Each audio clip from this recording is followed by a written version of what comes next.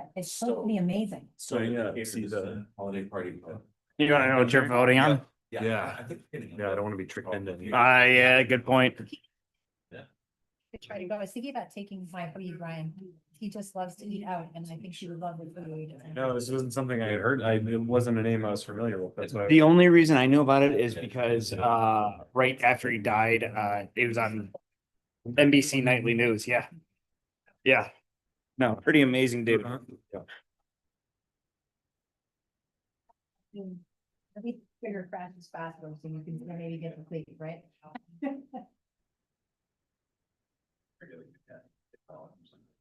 All the time. But you also have to. You give me the short chair.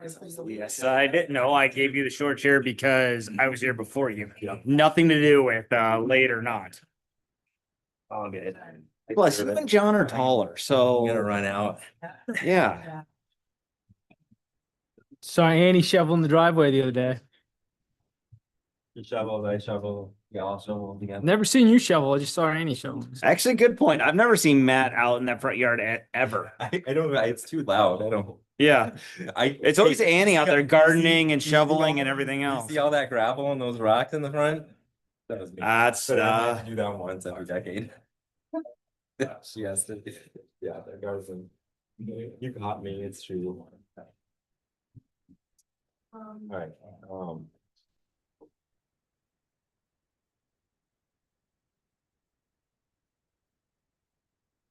if I could get on, I'm gonna. Just a couple of hours. So you're.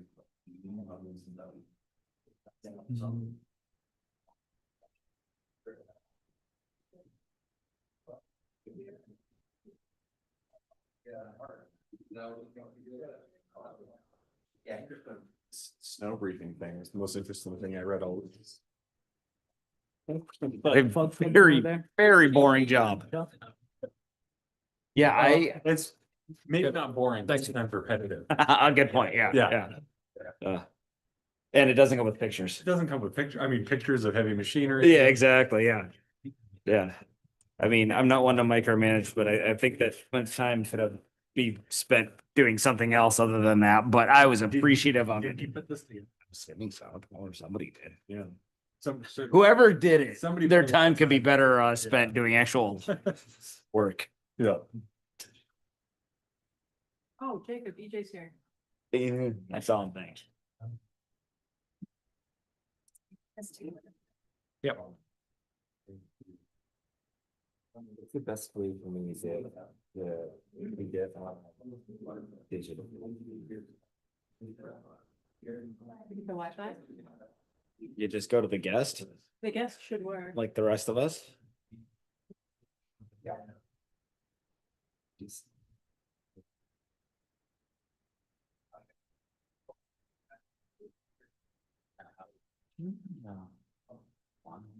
Sitting next to John. I know, I know.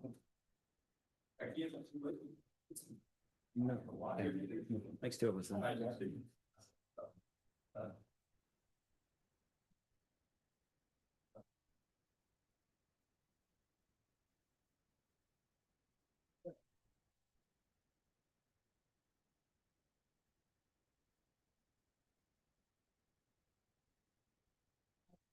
All right, you guys ready? Showtime. Good evening and welcome to the Monday, December 15th meeting of the Orono Town Council. Roll call shows we have Councilor Larway, Councilor Hardison, Councilor Marks, myself, Councilor Demerit, Councilor Powers, Councilor Baker, and Councilor Quinn here in person. Agenda review. We list the items that have been referred to the various committees under agenda review, and we also talk about moving things around or adding things to the agenda. Councilor Powers, I understand you have a request regarding tonight's agenda. Yes, I have a request to start off with a proclamation by the Orono Town Council to recognize and thank Charles Norman Shea, a direct descendant of Chief Joseph Orono. Do I have to ask for a motion? We can just talk about it. What number Yep. is it? It's order number, is it actually an order on the agenda now? It's not. I don't think Okay. So, we'll make with one. yep. So we'd ask Council Powers, and you're asking to do that at the very top of tonight's meeting? right now, Yes. This agenda review piece? Yes. Yep. there any concerns or objections with that? I understand the manager's been working with stakeholders on it to get the language. Yep. Yeah, is there any objection? Otherwise unanimous? 6-1, half dozen. Okay, so we'll do that right up at the top. Okay. That'll be order number 25 through 312. 312 orders, right? Huh? Matt, when you said right at the top, did you mean before our presentation and discussion items? Yes. Yes. Okay, Before- so we'll do it right now. Perfect. Yep. That just wanted to be clear because I'm in favor of that, but I just want to be clear for the record. Thank you. Okay, any other agenda review items? Okay, could I get a motion on order 25-312, a resolution? I don't have it in front of me. Matt, what's the title of A it? proclamation by the Orono Town Council to recognize and thank Charles Norman Shea, a direct descendant of Chief Joseph Orono. Okay, could I have a So second? moved. Oh, seconded. Oh, Matt, why don't you move? Matt moved Moved. it. Rob seconded Yeah. it. Is that okay? Yep. Okay. Any, do you want to just give us a little briefing on it or? Sure. So Charles Norman Shea died this year. He was 101 years old. He's a veteran of the Penobscot Nation, and he fought in World War II and the Korean War. He's best known for saving numerous lives on Omaha Beach during D-Day, and he received the Silver Star in recognition of that. And later, the government of France also recognized him. Matt, why don't you read it? since it Yes, and I will read wasn't this. Printed, and then we'll move right into it. All right. I'm not going to say the whereases. Okay. all right? A proclamation by the Orono Town Council to recognize and thank Charles Norman Shea, a direct descendant of Chief Joseph Orono. The Orono Town Council issues this proclamation of recognition and thanks in honor of veteran Charles Norman Shea, a direct descendant of Chief Joseph Orono.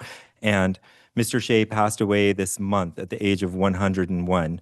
Born in Connecticut, Mr. Shea grew up on Indian Island as a proud member of the Penobscot Nation. At just 19 years old, he distinguished himself as an Army medic on Omaha Beach during D-Day invasion, saving a number of lives and earning the Silver Star. And his heroic service was further recognized in 2007 when he was awarded the Legion of Honor, France's highest military honor. Our town, named after Chief Joseph Orono, himself a veteran of America's War of Independence, recognizes and thanks all veterans of the Penobscot Nation for their selfless service. And now, therefore, be it proclaimed that the Orono Town Council extends their deepest gratitude for Mr. Shea's contributions to our nation. And this has been signed on behalf of the Town Council. Okay. There any discussion, any clarifying questions? Any comments from the public? Yeah, any discussion from council?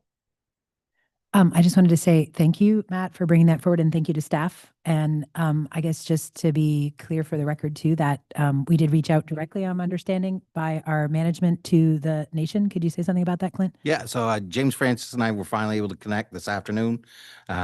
They made a couple quick suggestions to it, and it's edited and consistent with what they felt was appropriate, and asked if possible, where Councilor Powers is going to drive it over this evening, Yep. right now, so that we can get it there by 5:30. So So let's vote. Why don't you vote? Okay, any other discussion? I just think it's a nice follow-up after hosting the Ware Walk for Wabanaki veterans in June. So thank you all. Okay, all those in favor? Okay, and that's unanimous, so thank you. And We'll see you guys in a few. Yeah, coming back, thanks. All speed limit. Yeah, take her easy. You going to Indian Island? Yep. Okay. Okay.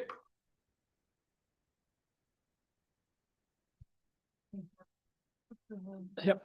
Next up is approval of minutes for the December 1st, 2025 council meeting. Could I have a motion?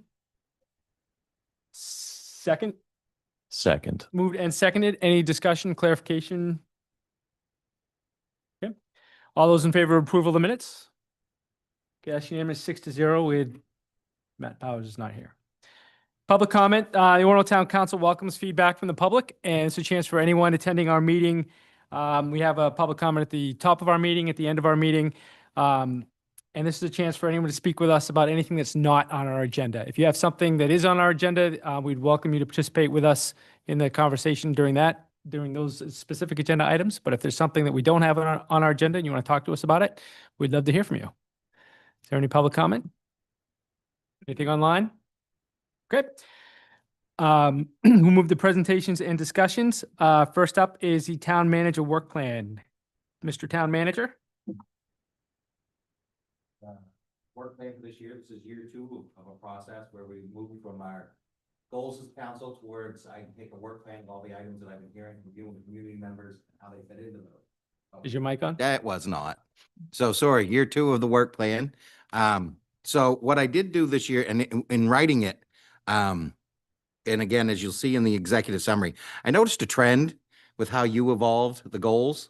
And it kind of set the tone for me on how I wanted to evolve the work plan this year to kind of move, to move from vision to action, increasing the importance of transparency and accountability, broadening the community's engagement on all areas of the town, and then obviously reaffirming our commitment to economic development and housing was a big one, and then the service promises. So I kept the same format where the council approved goals are there for 2026, just as you did them on your order. It's in my work plan verbatim.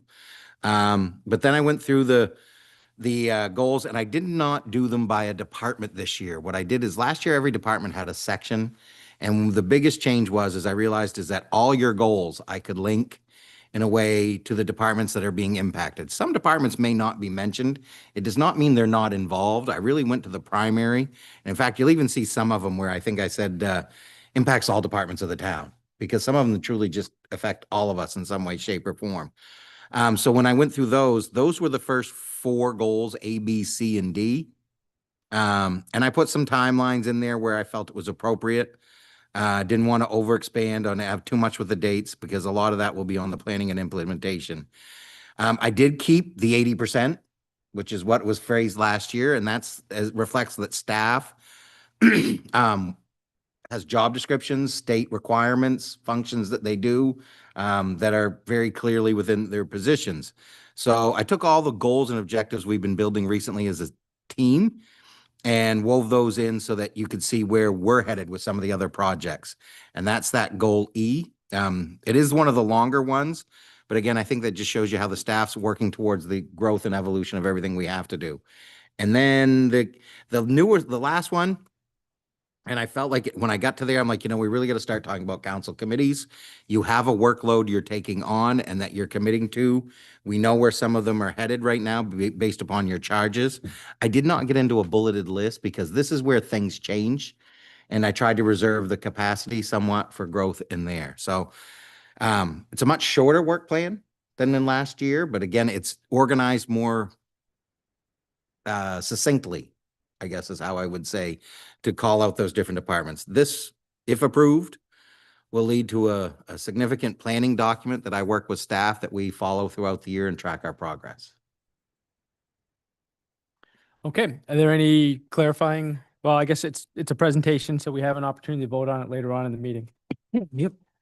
Yep. You want to engage in any discussion on it right now? Council Marks, do you have something? I do. I have one thing. First of all, I really loved it. I enjoyed last year's too, but I really enjoyed the the themes that you clearly brought forward. And I don't know, but perhaps for staff, it was great with the tiny bullet points last year, but I thought for council level, this was really helpful for me and a little bit easier to get through than the lengthy one last year. So I appreciated the changes from all the hard work that you guys did on that. Thanks. I mentioned to Clint, I just had, I guess, maybe it's a clarifying question or perhaps a request. I'm not sure. It says page 3 of 2 on the version I printed a while ago. I imagine you updated the numbers. It's the part under the goal A on long-term financial and infrastructure planning. Down on bullet point 3, which is about the budget documents, a subject dear to my heart. I know Finance Committee be doing a lot of work, but I noticed on 3A, it says about update budget to examine revenue on a 3-year historical trend by revenue. I was hoping you could maybe speak a little about that. I think in the past, we've actually seen data over more years than that. We've typically seen revenue sharing data over perhaps 8 years and debt data over 8 years. And I'm more interested in that 8 to 10 year time frame and keeping that. And I'm guessing maybe you're saying something different here that I'm not understanding, but I was hoping you could speak about that. Yeah, it maybe could be How to reword, I got to think a little bit, but again, the real key component of this is that, with Zach and I, we've done and completed a very thorough review, actually since last year's budget ended, of the past 3 years of revenues, and I've been identifying areas that should change for this year. Not going to get rid of the historical data. It was just that I got looking in the revenues, and we've talked a lot about how fund balance was growing. Are we budgeting revenues as accurately as we could? Do we know where there's cushion and why? So that's kind of what I dug into this year, and that's what that was reflecting. And I have no problem tweaking that if you want to make it a little bit more detailed. That makes sense to me though. So you're talking about where you and Zach are really delving into to kind of take a look at our revenue streams coming in and perhaps why our fund balance has been growing pretty significantly over the last 3 years. And you're not saying that you're going to change the data that council gets on the historical trends. Nope, Correct? not. Okay, perfect. Thanks. Okay, any other comments or questions about the manager's work plan? And this will be under the consent agenda, so this would be your chance to ask any clarifying questions. I appreciate the work, and it's a good way to provide transparency and accountability, the work we do as a team between with the council and the manager. And I appreciate that your goals certainly reflect the goals that we've established as a council.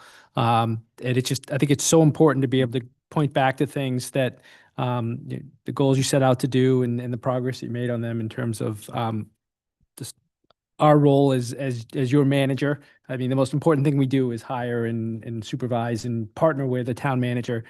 And I think we're doing a pretty good job of that. So based on who we have as a town manager. Okay.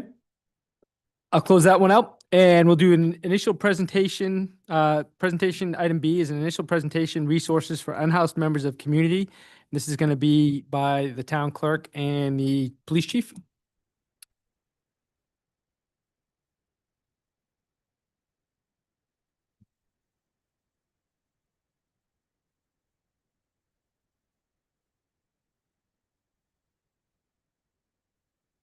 Good evening.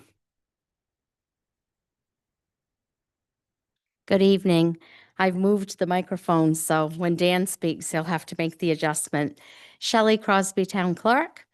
So when this was brought to my desk, I was asked if I could just give a very brief summary of the GA program, because when we start talking about residents within Orono who have limited resources or may find themselves in a situation of perhaps they are facing homelessness, the first place that really we as a municipality try to target is the general assistance program. And within your agenda, we actually attached several resources that basically gives the framework of what the program looks like. And one of the things that we are doing as of late, while we try to train line staff on how the different programs and systems work, is we are trying to do a review of all of our documentation and do quick one-page summaries of certain programs. Because if we can write them in a way that a 5th grade or 6th grade student can understand, then we know that we're having the best impact on our community. So one of the documents you were provided in your agenda was the quick tips of the GA program. And I'm not necessarily going to get into that tonight, but that is a good document which basically kicks off what the GA program looks like. In that packet, you would have also received the maximum reference sheet, which gives the outline of what type of reimbursement or help that we can give to those who are looking for assistance. You also had a printout which showed the active cases over the last 4 or 5 years and what those numbers look like. In studying those numbers, what I can say briefly is in 2025, we had 32 applications, 19 of which were cases which were approved, and we did have impact on 41 people. Now, when we talk about GA as a broad program that is offered in the community of Orono, what I will say is that we have a very extensive network of resources that we pull. A lot of it was in my brain. It was on my chicken scratch notes in my office. And so my staff and I worked over the last few weeks to try to develop a database that had an enormous amount of information on it. And that was also shared within your agenda. So that has now gone out to all town departments, and everyone has been told to use that reference as a mainframe to answer the general inquiries that come in by email and by phone. So we're trying to do some better outreach and targeting so everyone's giving the same message. One of the goals over the years, and I'm going to introduce our police chief, who you already know is Dan Merrill. One of the things that Dan and I have partnered up over the last 8 or 10 years is really making sure that those with their boots in the ground have an opportunity to have the most impact. So his police department is trained at a fundamental level of general assistance, as is Tom Higgins' department. The firemen are given basic information. And then if we happen to see a car that is parked in a parking lot, or we notice that someone is benching it somewhere in town or sleeping somewhere that isn't a proper shelter, we try to make those resources available to them. I'm going to let Dan talk about that a little bit, but what I can tell you is the General Assistance Program is meant to be a confidential program. So because it by nature is confidential, we can't necessarily give accolades or pat each other on the back or really talk about when we do good. A lot of this is done silently, secretly. And the thing that I absolutely love about the town of Orono is whether we have the GA program or not, you have a secret network of neighbors, friends, and business owners that are making donations and are networking with our team and the police department and fire department to make sure that groceries get left on people's doorsteps, to make sure that people who don't qualify for our general assistance program maybe have shelter. There are things that are done, but because of the nature of the program, we can't really go into details. So Dan, I'm going to turn it over to you so you can just talk about your police efforts on the ground where GA doesn't really meet that need. Keep moving it for me. Thank you. Thank you. Yeah, Demerel Police Chief. So I would say Shelley hit pretty much everything perfectly. The only thing I would add to that is, as she mentioned, a resource that is available online, it's on our website, is our policies. And I checked today, one of the policies that we do have that's on there is our homeless response protocol. That's based off a state best practices list and resource center that's given out that most police or all police departments, I think it's a mandatory policy actually in the state, that is a homelessness protocol response and best practices resource. So I would say that that's the guiding document, along with just reaching out and collaborating with, you know, whether it's the fire department or Shelley or anybody in the town to get anybody the resources that they might need. We'd help anybody that asks. So I think the biggest thing is making those connections with people that want help. Need and want are two different things, identifiable. I think they're a real struggle. So I guess I'm more here just with Shelley to answer any questions anybody might have for us. So that's number 58 policy. Is it? I know it's the last one. I think it's homeless 58. Yeah. diversion response. Yeah. Yep. And that's brand new, right? Did you have a policy before that, or was that?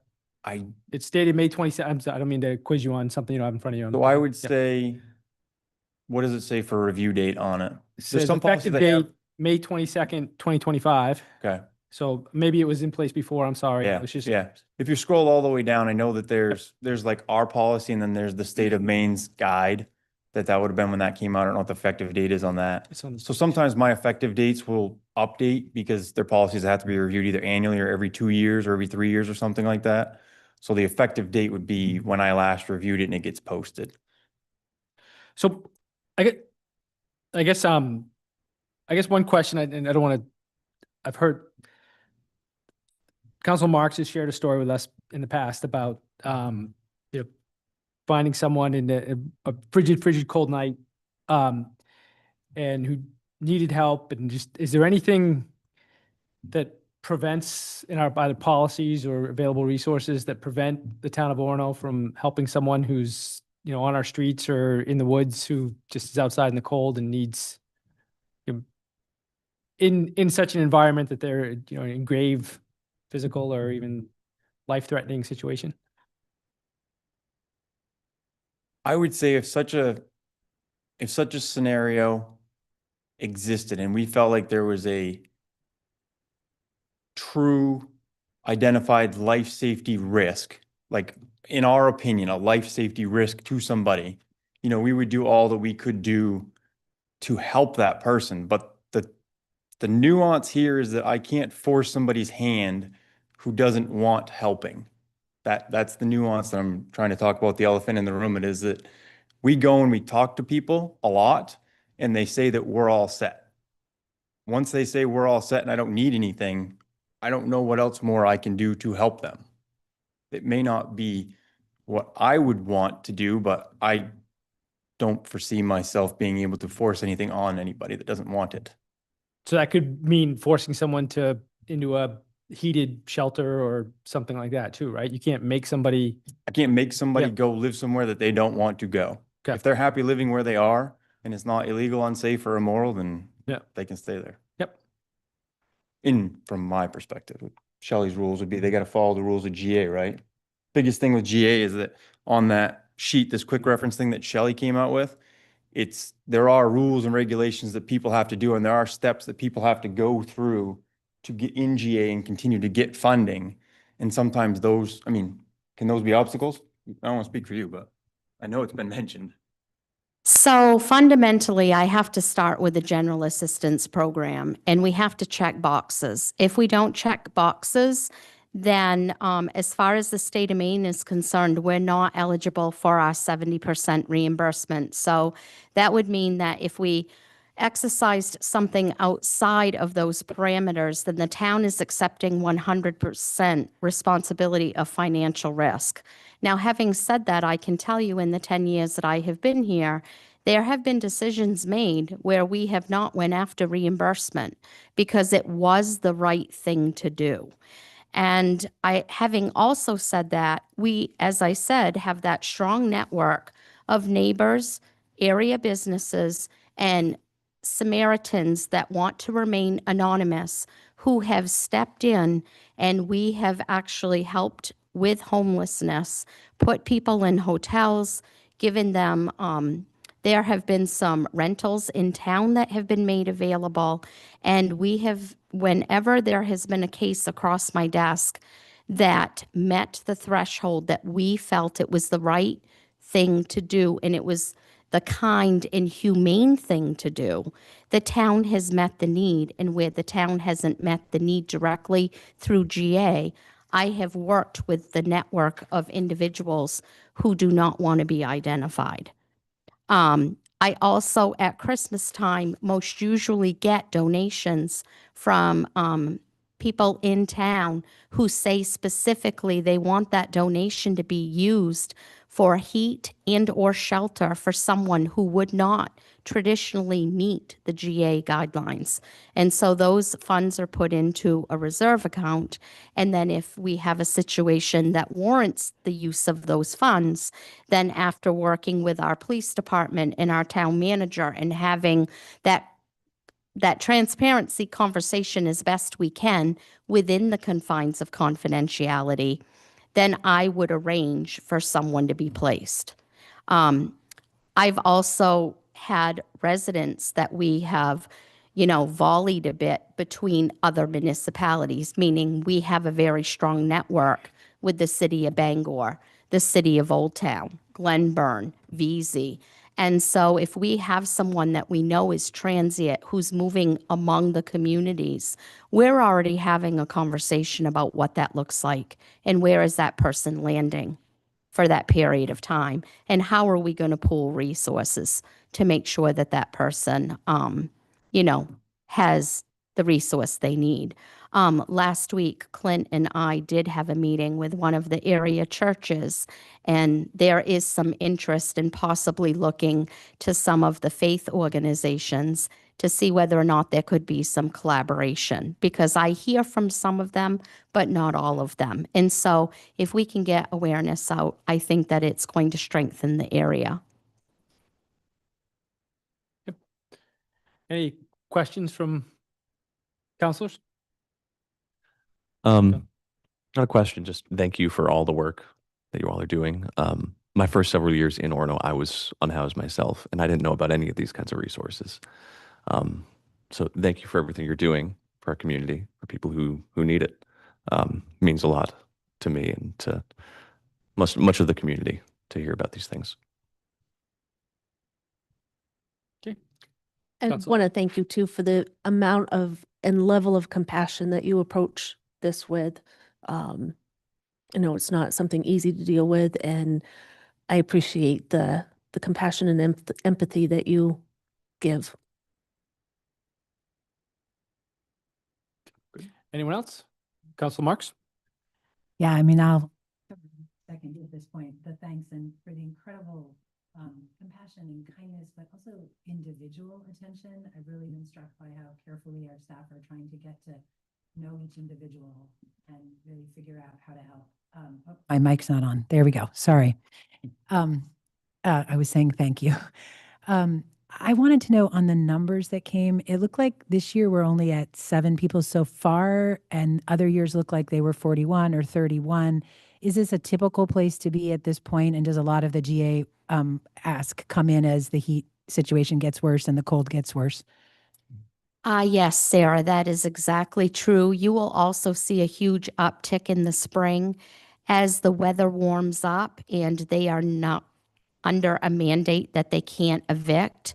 You will start seeing the numbers really steadily creep up, because anyone who has been in dire straits over the winter months and were unable to maintain their utility costs, heating costs, or their rental, depending on the situation they're in, those landlords or those businesses will start forcing on them that they are looking for payment or repay. And at that time, you'll see my GA office, the appointments will really spike. We're in the quiet spell, as crazy as that sounds right now. But come January to February, it will start really climbing. That makes a lot of sense. I guess I have a question that sort of relates to that, but I also wanted to say, while we're at this research stage of the discussion, also just a thank you to our library.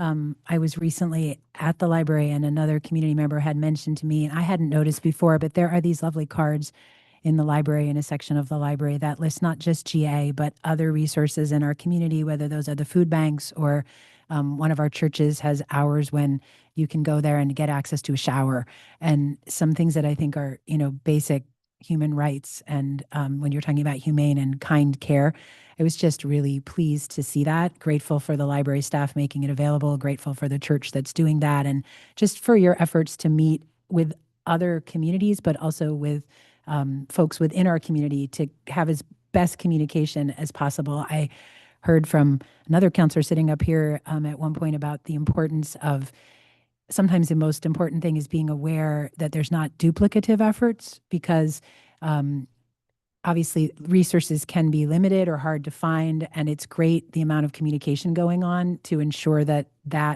there's strengthening each other and not necessarily duplicating. I think my next thing is not exactly a clarifying question. Do you want me to hold that, Dan, if others have clarifying questions, or should I? I didn't see anything from, go ahead. Okay. So to that end, with thinking about what are not duplicative services, and honestly, the only area where I have felt in my time in Orono that I have seen what I perceive to be a gap, perhaps, is about some kind of warming space in the evenings. Our library is open, our town buildings are open during the day. There are places for people to go if they're cold during daytime hours, but we don't have that at night. And I am aware that we do have some emergency response protocols that get instituted when the power goes out for enough hours. I remember seeing the announcements come out from the town that certain town buildings will remain open for people to get in out of the cold. I have been wondering myself if it is a possibility, that staff and council together could consider about expanding that protocol so that when the nighttime temperatures were going to be below a certain number with wind chill, we would institute some kind of emergency response, that there's a designated town building, or we've partnered with a community partner to have some building where people can get inside. The incident Dan is responding to happened years ago in Orono, and I was personally very concerned that someone was going to die in below 40-degree below weather outside. And I'm aware that individual had been offered options in other communities to move to Bangor and get to homeless shelter, but didn't want those particular options that were offered. And then when he was finally offered the ability to get into an Orono building, immediately said yes. So sometimes I think folks may have reasons why, difficult past experiences or their own personal history, where they may feel safe in the community they're in and they may not feel safe going elsewhere. And whereas I understand we don't have the resources to operate full homeless shelter in Orono, I feel like we could have the resources to think about when temperatures fall dangerously low, to have something that is an option for folks. And I think it's beyond folks who are unhoused. I think we have a lot of folks in our community who are housed, but who are struggling to pay their heat bills or have inadequate insulation in their homes. And I think that when temperatures get low enough, it's a bigger group of people who could benefit from an ability to get indoors somewhere in truly dangerous temperatures. And I would like to say a big thank you to our fire department, who was finally, who did intervene in that case and offer that gentleman a place to get inside, and stated to me that at that point, they considered it enough of an imminent medical emergency that they could open up space. But I guess I wonder if we might, as a council, provide, some encouragement to staff that we hope that will happen. And if you need backing from us, on any way to say that, I want our staff to feel like they're empowered to do what they're doing, being kind and humane and making sure that no one dies on our street or loses fingers or toes.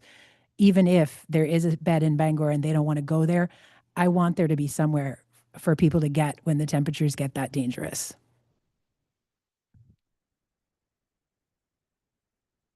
Okay. I don't know, what, anyone else have anything else? I would just kind of reiterate that fact. I think that idea of a place to stay warm for anyone who needs it. And just that this is not well, it may impact unhoused residents in like a really extreme way, that there is a lot of situations which might lead to someone needing that kind of like in the moment support, and finding ways to provide that, I think, is really important. And that alongside that, like, and I appreciate this Excel chart that you guys have put together on what sounds like really short notice for something like this, is like such an incredible resource. And I think there's still probably like spaces to be filled in there and resources to be filled in there. And I think that like collaboration with the stakeholders that are already like deeply vested in this work is going to be super important for like the long-term thinking as well. So in terms of long-term thinking, in terms of kind of have an impromptu discussion, how do we want to proceed with that kind of exploration? It feels like we've got, an approach in place, but I don't know if we have a place in place where we would turn to in terms of a policy of it gets down below. I mean, it feels like an emergency outside to me tonight, just walking in from the car into this building. So, I mean, how do we, if it's the will of the council, and we just approved the manager's work plan, and, we're coming up on a budget cycle, it feels like we've got the type of entrepreneurialism within our staff. We turn around a proclamation in an afternoon, we'll throw up some fireworks in a couple days' notice. We ought to be able to have a similar type of willingness to solve a grave safety or, life hazard as they present themselves in the short term. But in the longer term, I want to get at what's the will of the council and the community about having a standing resource that we call into when needed. And I assume it has to be something that is, you hit the threshold of the temperature, but it also has to be the threshold of identified need, where someone comes forward and says, I need a place. I mean, I wouldn't imagine every night that it's below 20, we're going to open up a a warming shelter in Orono. I mean, it's clear when the power is out. It's rare, thankfully, and it's a clear event that you're responding to, and you roll up. But I mean, there could be 100 days a year where it's dangerously cold outside, and I don't know that we're ready to staff something 100 days a year just so that when someone needs it. So it's interesting, like, how do we approach it? If it feels like there's certainly an interest in knowing more, and potentially leading to a desire to do something. I'd be interested in, oh, I was very close to the mic there. I'd be interested in this just having it as a discussion item on some uh, agenda in the near future. Because I'm in support of an idea like this, Sarah. But I also agree we got to think it through and how to do it right, and what the parameters could be. So I don't know when it could fit, but I think it's worthy of more discussion than we have time for tonight. Yep, Councilor Baker. Clint or anybody off the top of your head, how does it work in Bangor? Because there are warming centers in Bangor, but I don't believe the town is directly involved with them. I could be wrong. I'm assuming the city provides some level of monetary support. How does it work? I in don't Bangor? know. I don't think Bangor's involved in the opening of the warming shelters, and their shelters, to my understanding, are open. You know, it's a warming facility that you can go to. It's not a temperature threshold, or it's for the winter months, is my understanding. For us, I mean, I got 1,000 ideas, which one's going to work and which ones meet what you're asking for. I don't know. So I guess we got to figure out how to get at that. And if you would like to see staff come back with something simple, we could maybe do a little bit of vetting around town, quote unquote, and do some internal thinking and then come back to you with some ideas. Yeah, I mean, kind of what I'm getting at or wondering is you're already in discussions with some of the local faith-based groups. Is that something where yes, I don't know. They provide the administrative piece of it and we help monetarily or something to that extent. So just noodling on thoughts. Yeah, and I mean, there are inevitably people who, the furnace goes out for the night at, if you don't have people that don't have the wood backup or whatever you have. So, I mean, John, did you have something, or do you want me to? Yeah, I was just going to say that I do have some familiarity with the programs in Bangor, and that there is that kind of mix of services, I think, across the board from purely town. If you're looking at like for a period there, I guess I don't know if it's still active, but in the waiting area at the police station, occasionally being opened up to more nonprofit led efforts. But reiterating all of this is that it's nothing that we or the town staff have to invent. This is something that exists, and I think there's best practices around, and that would be helpful, I think, to see is like, these are some interventions that have been successful or like had some issues in other communities, and how might those fit here, would be useful, I think, for further discussion down the road. Clint, do you want to go ahead, Sarah? And then I liked what you were just saying, John, because it also made me think about, I would hope that we would be looking for what spaces we might already have that are staffed overnight, so that it wouldn't necessarily require new staffing. And maybe we don't have that now, but maybe as we're building our new police station across the street, we think about how that lobby space might be designed. Or I don't know, we're building new library space. I have no idea, but I'm aware, to my knowledge, only police and fire would staff overnight already. So I would be thinking about, as we're reconfiguring those buildings, is there a way that, one of those buildings might have that space? And I love the idea of figuring out what other communities already know. It's obviously where to start, and our staff are the experts at doing that. So thank you.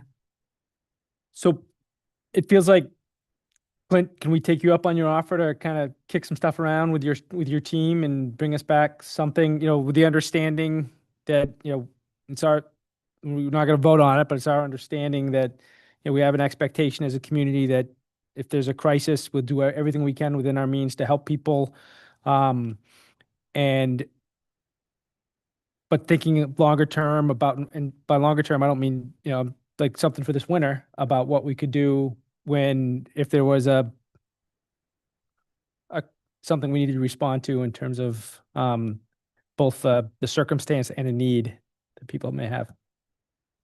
Yep. So something in one of the first or second January meeting, is that too soon, or you want to push it? All right, 12th of the 26th, I'll take a look and see which, I mean, 12th how is- quickly we can turn around. So 12th is sooner. 12th, 12th would be great, and that's our next meeting, so that'll be a chance for us to, and then, I mean, if it comes with a, a price tag, fiscal, yep. bring it, we'll have that conversation too.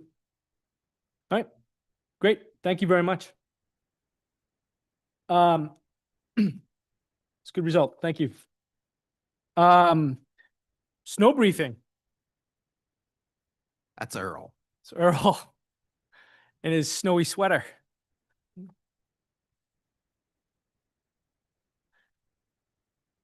I always appreciate how your team always seems to pile the snow up highest at my house on my streets. Nobody thinks I'm getting any special treatment. So keeps me out of jams. Yeah. Yeah.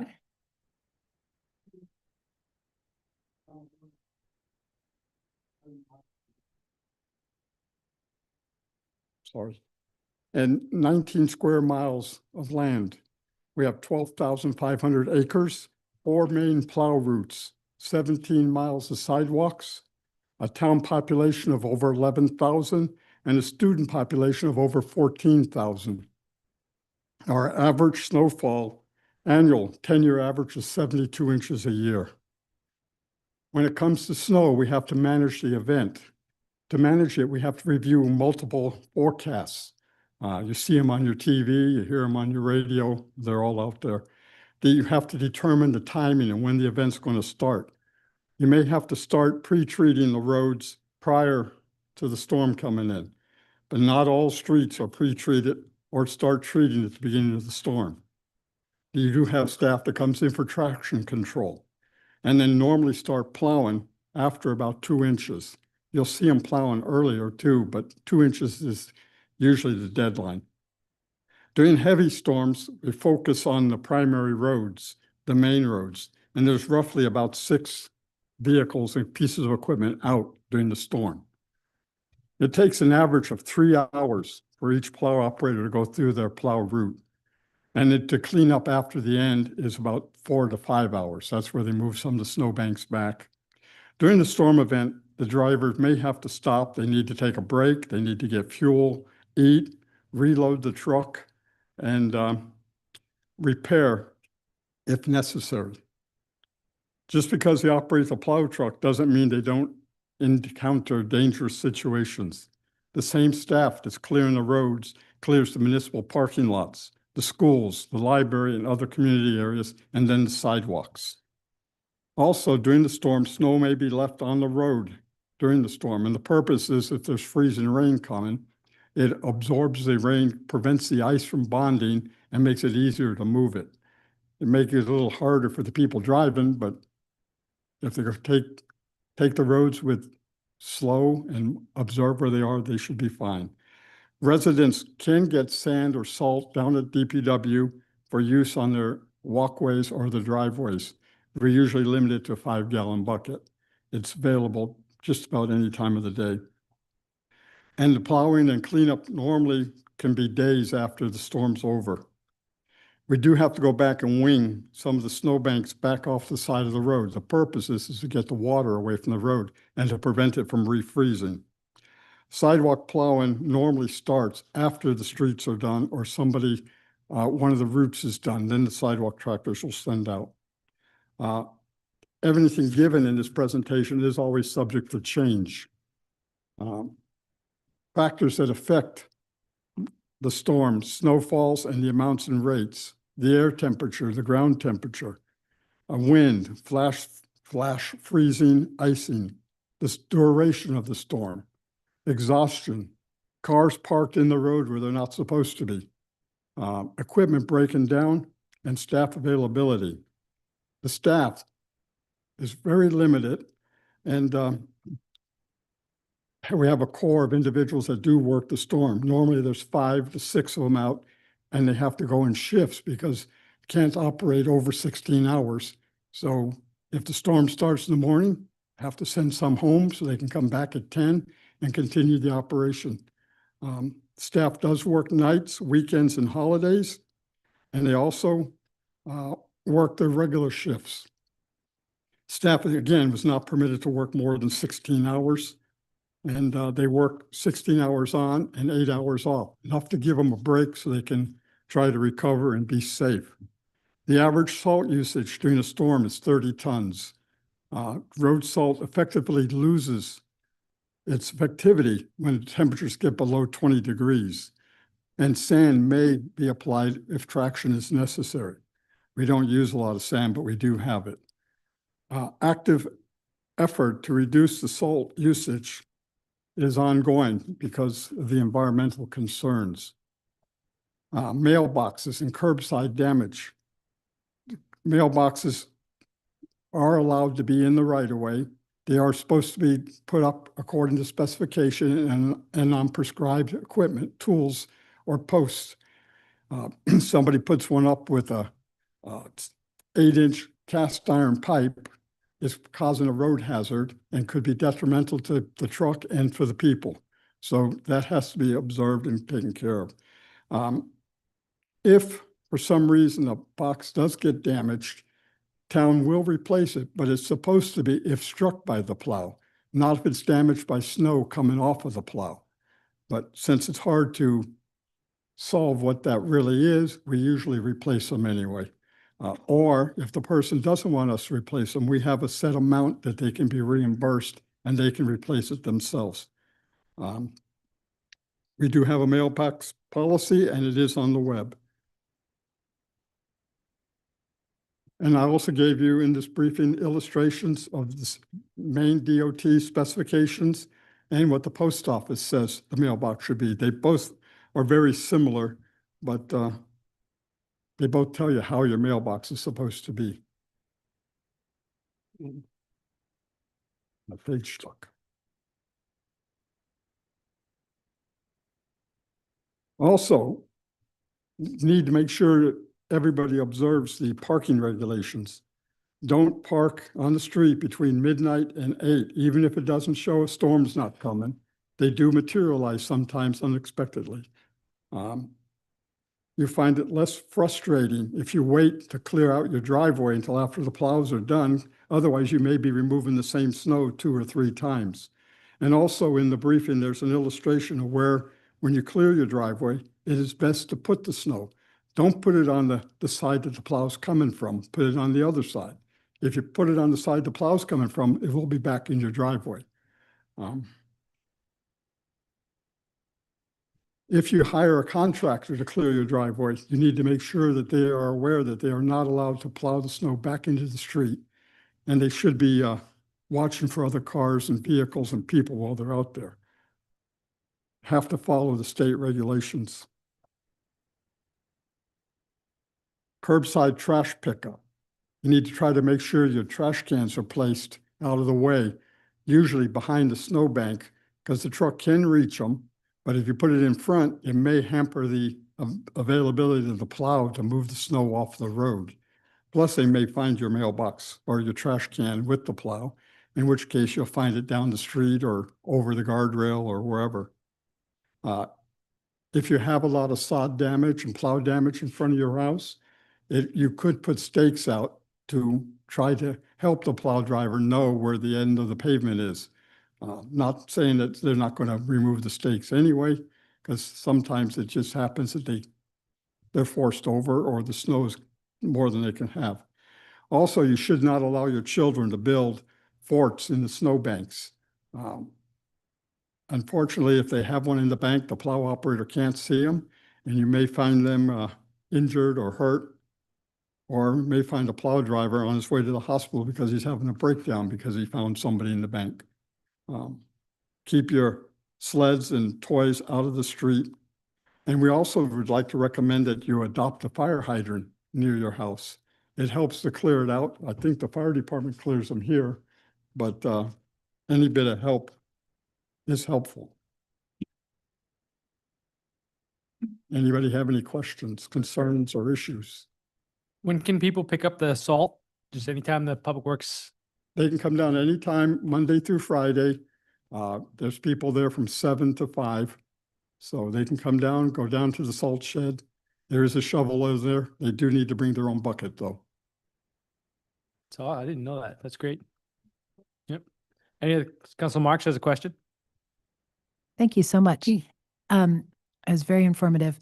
I was curious about the, on one of the line items about the sidewalk plowing not starting until all the road plowing was done. I know that this council, a couple years back, there was a big discussion and some community members showing up and people asking, is that by law? Does that have to be that way? Can sidewalk plowing start at an earlier time, perhaps? I think there was sort of concern about the sort of car-focused culture and trying to encourage more biking and walking even in the winter. And is that sequencing something that is considered regularly by staff? Is that mandated somehow by law? Or could someone speak to the sequencing? It said on the slide something about sidewalks not starting until all the roads were finished. Maybe that's a simplification and I'm misquoting, but I think that was the gist of it. Anyway, could you speak a little bit to that, or could Clint or could someone? The same people that plow the sidewalks are the ones plowing the street. So you don't have enough people to have the sidewalk tractors out at the same time, or just overextend it. They do start as soon as one or two of the plow operators are available. And they, if you've been noticing these last couple of storms, they have been out before the streets are done. But that's because one or two of the plow routes gets done a little earlier, and then they immediately start on the sidewalks. And I just add too that, you know, in observation, I've worked for many communities. Orono does a great job with sidewalks. One of the biggest challenges, I think, for roads and sidewalks is the other people plowing. And we go back out afterwards, and I've watched this and noted it because a day or two later, we're back out cleaning up what everybody else put back in our sidewalks and our streets. So, and we could, in some cases, you can cite people, and I think we've called a few people and just said, you know, please be wary, you're putting your snow back in our sidewalk and people are walking there. And most times it's been very receptive, but every once in a while you do run into a situation where you have to be a little bit more proactive with them, but they do a really, really good job. I've noted communities, I'm not going to shame any other community here, but there's some that leave sidewalks unplowed all winter. No, ours are great in general. I was curious when I saw that because I think I've seen them usually done before the road plowing is done. And I think it's also important for council and the community to know that if folks do want the sidewalks plowed faster, that's a staffing issue. And it's good for me to hear and good for community to hear. Thank you. The other issue with plowing sidewalks at the same time as the streets, they end up fighting the street plow because one plows out and the other plows back in. So it seems to work pretty well here. They come out not immediately, but as soon as one or two of them are available, then there's a sidewalk tractor out. So. Anyone else have anything? Council Marks has one tiny thing. This is not even for you. This is really maybe just I'm thinking, as you mentioned, there is a policy about mailboxes and some of that looked really useful and helpful. And I'm guessing it's on the Public Works page of the website, but if it's actually a policy, it might be something to get on the policy page because it seems like something the community might like to easily be able to find. I found it very informative, a lot of what was up there. Thank you. Okay, Thank you. thank you very much. Yep. Next up is public hearings, and we will start with a public hearing to consider feedback on the town's draft comprehensive plan. Is there anyone who'd like to, we're going to start with a presentation from staff or former staff, or are you a member of the public now? What is your role, I am Isabel? a consultant working on the comprehensive plan project. I don't have a lot. I know we've kind of talked a lot about this, and I know that my about 40-minute long presentation was linked in your agenda materials if anyone from the public is interested in watching the full thing. Isabel, can you just introduce yourself? I'm sorry. Yeah, threw no you problem. off by joking with you. I'm Isabel Lee. I'm the comprehensive plan consultant working with the town on this since we began in April of 2024 with the appointment of our comprehensive plan committee, which was a group of very dedicated volunteers that shepherded this through the process. We're right on schedule. I think we anticipated a public hearing on this with the council in November, so about 2 weeks behind, but pretty good. And we have done a significant amount of public engagement as a committee and as a community, really trying to get this plan be representative of both what the data is telling us that we need, but also what residents and the community as a whole are telling us that we want and need. And so I think this document has tried to marry those two things together in a set of hopefully usable, implementable goals, objectives, and actions.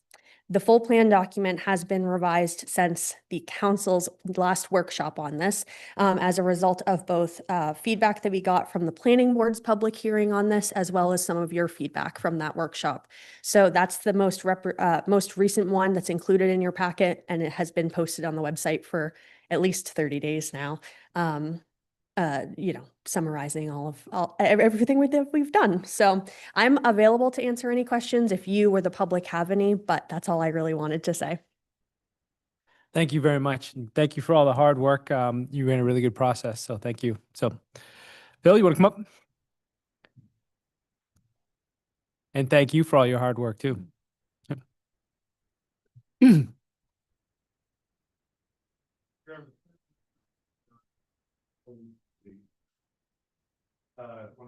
I'm not sure if your microphone is on. Check to make sure the light. I thought it was. Thank you, Phil. Phil Ruck. Rob's our Planning sound Board. guy. He's Chair professionally of the and committee. politically. Yeah. Wanted to second some of Isabel's comments. I really enjoyed working with a dedicated group of people over the better part of 2 years to come up with this plan. One thing I did want to stress was comments that I've heard over some of the later meetings, and Councillor Demerit, I think you were present at these, but there was concern amongst many of the councillors about what happens next with this document, and really just concerned that it would be left on the shelf collecting dust. So what I wanted to do is reinforce that the work that we've undertaken over the past 2 years had a lot of good feedback, a lot of good discussion, and I hope that is a useful document for the council over the next several years to help guide policy development, that kind of thing. One thing that a lot of the committee members did not understand or seem to realize, because I also chaired the Comprehensive Plan Committee 10 years ago, and I know the town actually did quite a good job of implementing a lot of the measures that we discussed. But I don't think the town did a great job of advertising that. So a lot of people, I don't think, understood really all of the progress that was made. So I guess I would encourage you in adopting this plan, somehow engaging the public, getting the word out so that they understand the items that they participated in the committee's discussions, that progress is being made, tying that to those discussions, tying that to the comp plan. I think we could do a much better job moving forward and seeing that happen. And I know, Councillor Demerit, you did respond to some of the questions, and I don't recall whether it was the planning board public hearing or perhaps one of the earlier meetings. You talked about, again, some of the ideas you had to keep this in the forefront of the town council, but people come, people go. So making sure that there's some longevity or just or consistency between how the council approaches the implementation of this plan would really be important. And I know Clint has some ideas.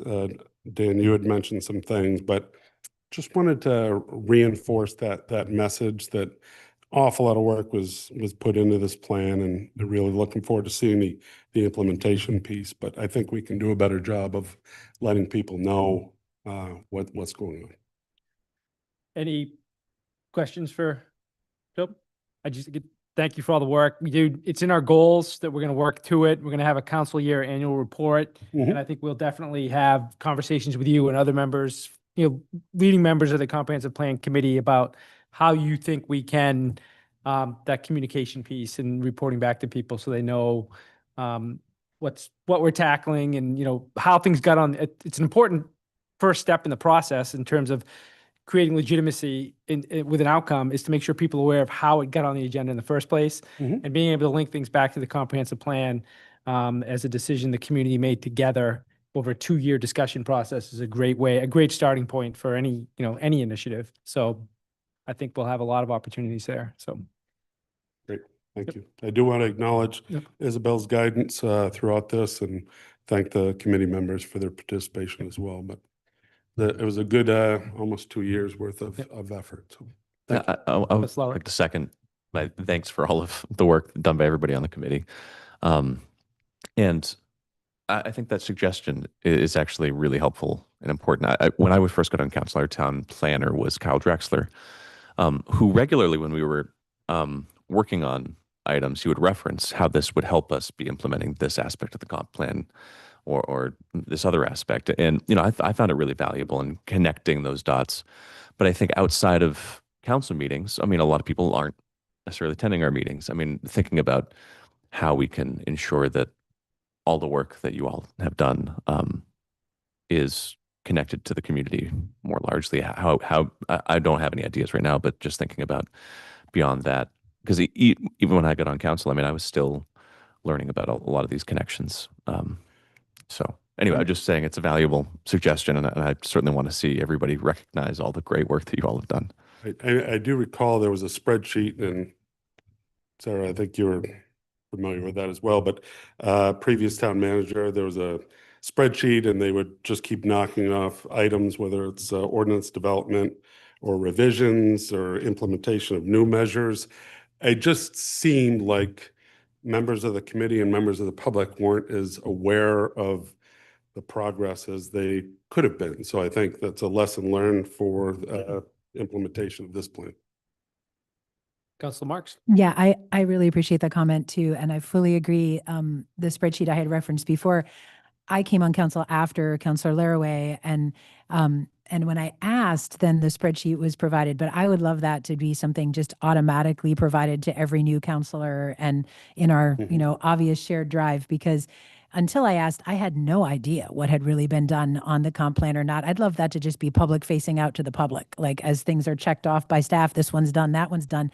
There's no reason it can't be visible to everyone. And I think it, you know, there's ways you need to publicize it beyond having that, but having something that is linkable for anyone who then gets a Dan version that's maybe more friendly and not so in the weeds as my version, but can then know where to go if they want to see that spreadsheet, because it was a great thing. It just was, as you said, not maybe as visible as we might like to make it this time around. So thanks. And with every new election, you know, if you have new councilors, I'd be leery of losing momentum for a certain council, and then when faces change. So some mechanism to help avoid that would be great.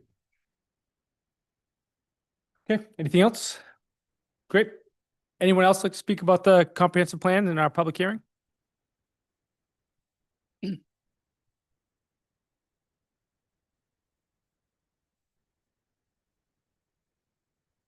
Anyone, Cody? It is a challenge to get people engaged in these comprehensive plans and discussions, and as we're seeing right now. Okay, that'll close the public hearing. I would ask, so when will we come back and vote on it? At the 12th? 30 days, 12th? Yeah, let's vote on it 12th. Okay. Is that okay? I mean, we don't have to wait 30 days, do we? I don't think so. It's not an No. ordinance. So yeah, I think we can get it back to the 12th. Once it's off, once you vote on Okay. So we'll vote on it on the 12th, and we'll send you a note and let you know how it came out. But all right, that closes the public hearing without the gavel hammer. We'll do acknowledgements by council members. John, we'll start on your side and work right to left today. All right. Yeah, I'd just like to say thanks to everybody involved in the Orono night out. I got to bring my kiddos out on the trolley and watch the fireworks, walk the lights. It was a great night. So I think highly successful, at least from the participant side of things. Councilor Baker? Yeah, thanks to Public Works, and we've had a couple of surprise storms, and you all have done a great job. And also, thanks for not telling Dan I'm the one that puts the snow at the end of his driveway.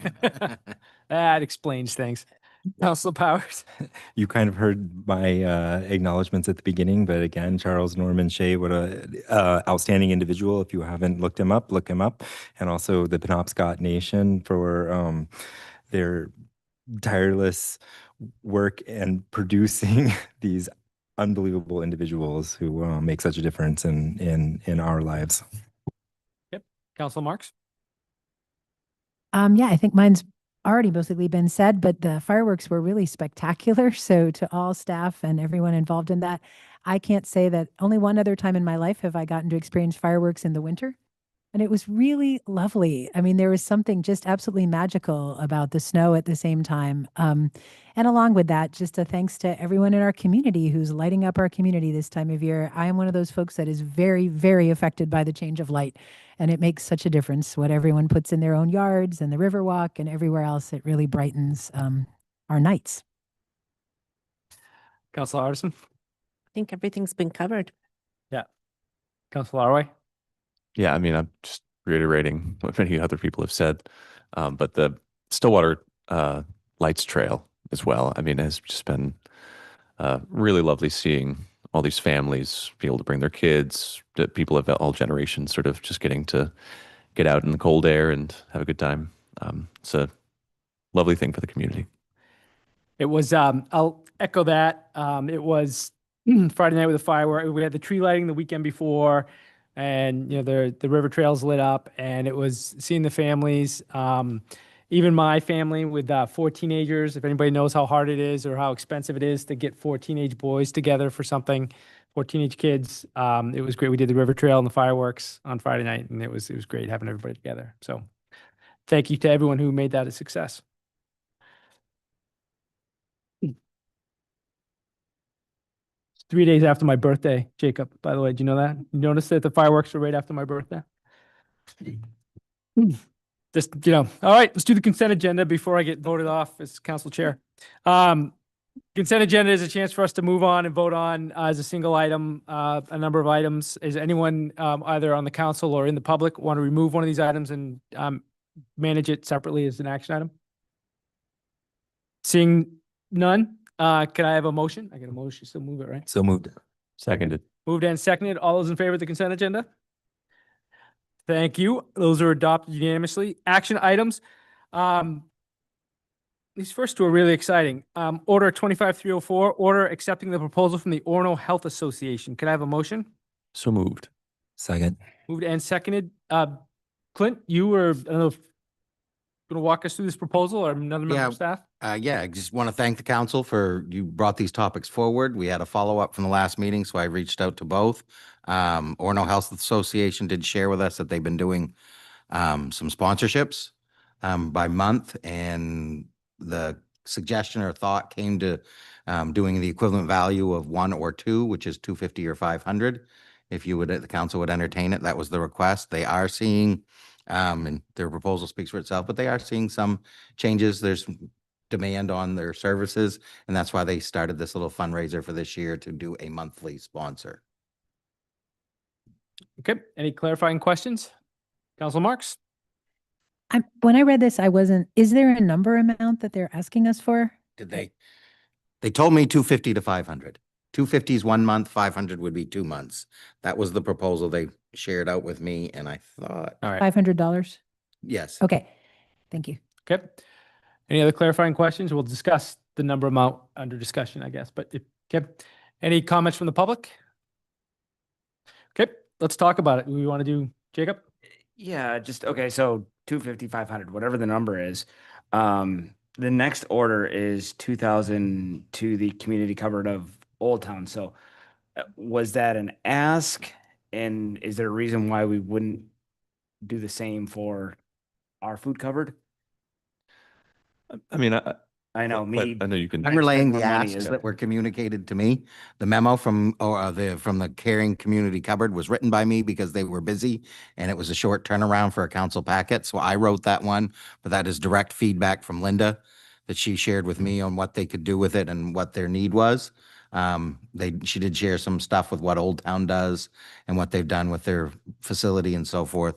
So those were the requests that they gave to me. I did not negotiate nor discuss their dollar amounts. And I can also speak to the fact that from having discussed some of these things with both organizations on some level, that the Caring Community Cupboard just in many ways has a far greater capacity to serving a lot more folks from Orono as well as additional communities. But this was first brought to council's attention when I was reached out to by some folks at Caring Community Cupboard, saying because of federal cuts, the impacts that they're feeling, they're not at this point yet. I know we had some folks present to us about this too, but they're not at the point yet where they have to limit in some greater fashion who they can be serving. But Orono residents make up a significant number of their the people that they're helping, and the Orono Health Association is doing fantastic work. They're just smaller, not able to help as much in the same ways. And so I think from a conversation I had on the phone with Clint about this too, in order to not duplicate efforts and make sure that we're sort of helping in the most effective way with the dollars that we are potentially, that we're considering here, it seemed like that was the right sort of split. Yep. Would there be a motion perhaps to do the 500? Is that kind of So feeling? moved. Yeah, second. Second.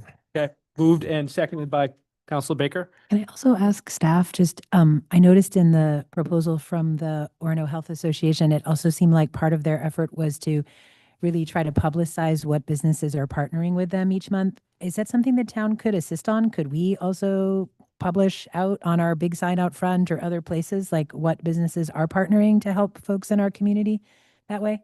So we have had a policy on a few things. We don't do events. Right. For sure. But sharing what's going on, I think that with this vote, that's kind of an act of confidence that I could follow up on some of that as well. I think that just might be an additional to money, another way we could support them in getting more businesses to know about their program and participate. Thanks.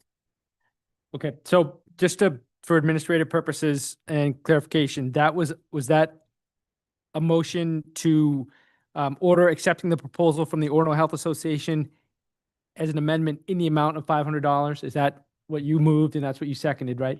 Yep. That's an amendment. Any questions or comments from the public on the amendment? Yep.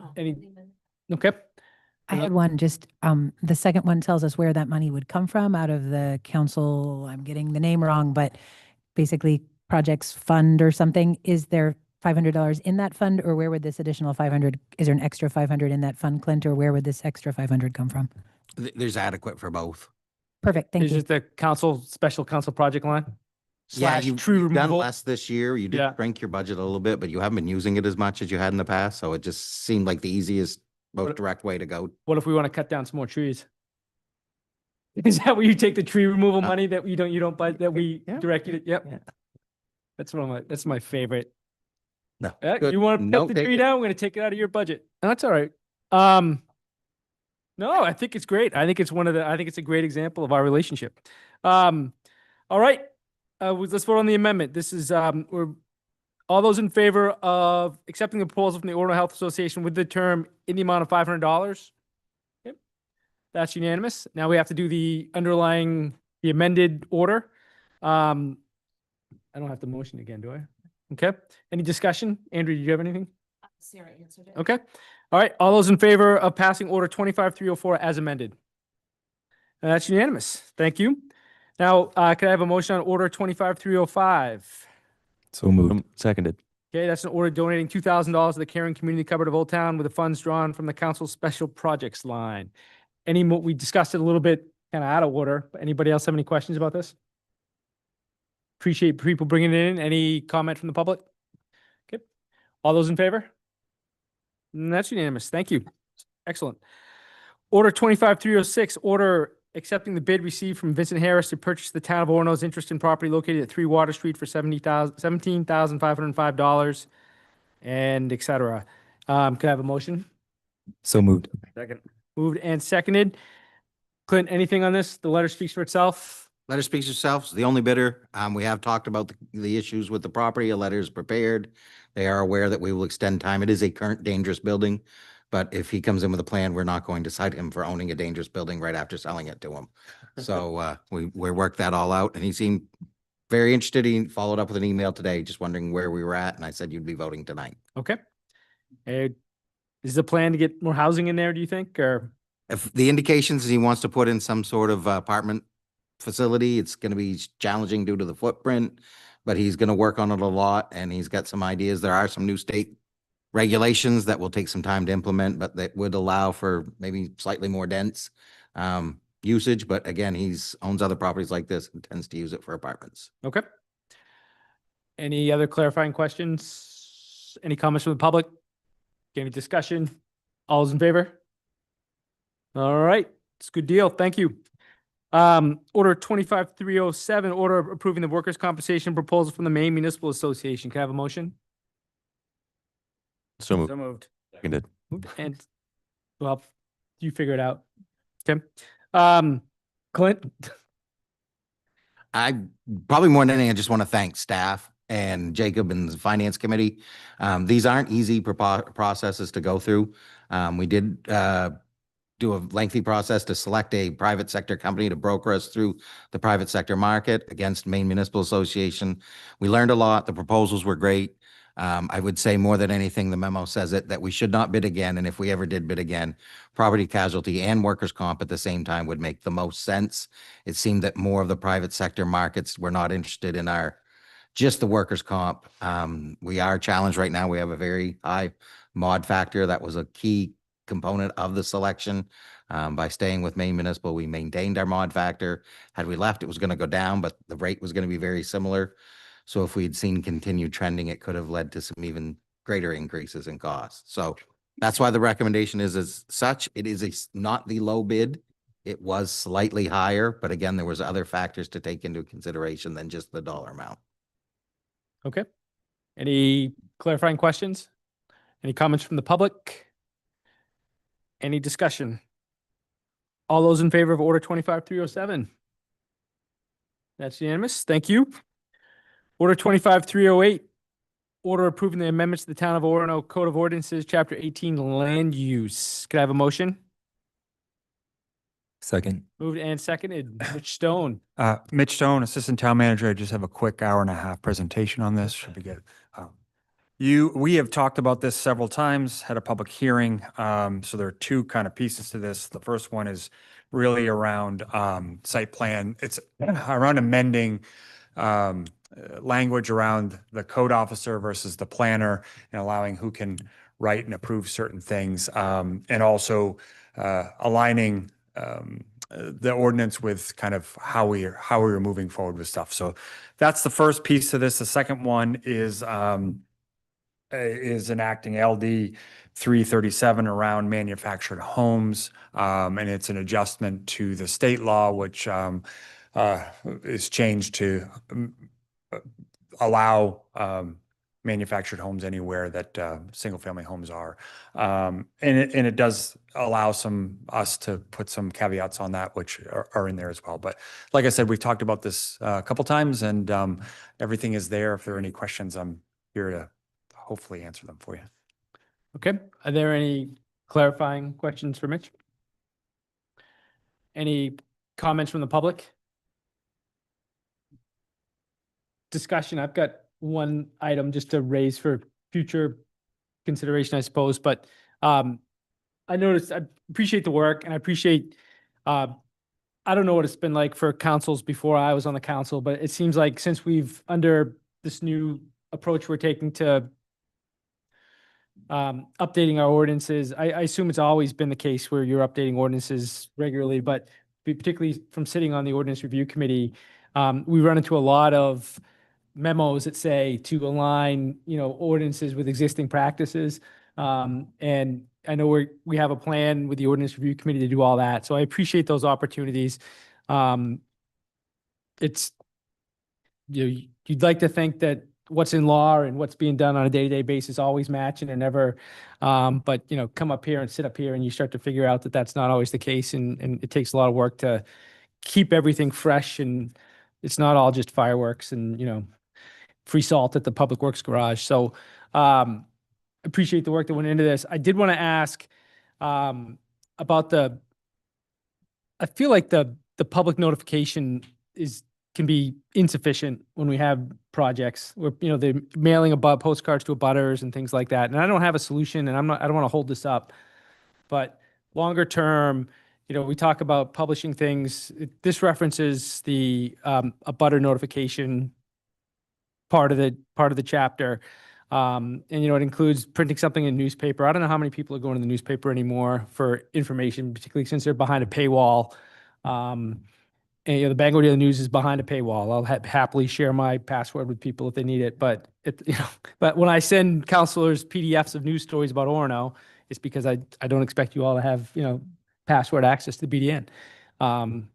So apologies to the BDN for, knocking down their, averting their paywall. But it is, so I don't know. I mean, I'd like to see more things on, Facebook. We had this challenge we had with we're under litigation now with the gas pumping station behind Tyler Technologies. And I mean, I think a lot of neighbors there felt like they didn't get a good opportunity. And it's when process breaks down that people become the most frustrated. So I'm soapboxing it here, but maybe when we do an ordinance review, maybe that's the time we take it up as opposed to now. But So I just want to clarify a couple of things. One is we do have you just heard about a comprehensive plan that's going to really require a pretty hefty rewrite of land use ordinance, which is a little different than the ordinance review stuff. Yep. Same, but a little different. All of that has to go through the planning board. Anything in chapter 18 and land use goes through the planning board, which would then come around. But I think also part of this process is us, and talks about in the comprehensive plan, is how do we simplify things to make it easier for folks to not only go through the process of trying to develop something, but also get engagement from the public. And I think although these requirements of the paper are there, we do post it locally at a lot of different places, and it does show up on our Facebook as things happening, which is new with Cody, which has been great. So I think we're open to those, but I also think that that's part of what this new comprehensive plan is going to take. And we're looking at a hefty rewrite here of ordinances. So hopefully we can address those and have input from you folks on that too. that sounds perfect. So thank you. All right. Anybody else want to borrow my soapbox, or are we all set? Sorry. Okay, all those in favor of, sorry, what's that? 25308. Thank you, Mitch. All those in favor? Okay, that's unanimous. Thank you. Next up